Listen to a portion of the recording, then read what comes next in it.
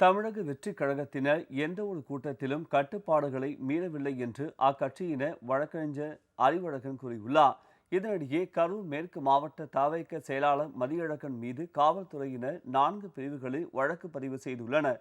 சென்னையில் இதனை தெரிவித்த அவர், விஜய் மிகுந்த துயரத்தில் இருப்பதாகவும் பாதிக்கப்பட்டவர்களின் துயரத்தில் தாங்களும் பங்கு கொள்வதாகவும் குறிப்பிட்டார். ஒரு சம்பவம் நடந்ததுன்னா எப்போதுமே எந்த சம்பவம் நடந்தாலும் ஒரு வழக்கு பதிவு செய்வாங்க. எடுத்தோடனே 174 போடுவாங்க. அதுமாரி ஒரு வழக்கு பதிவு செய்வதற்கு வாய்ப்பு அது ஆட்டோமேட்டிக்காக வந்துடுறது தான்.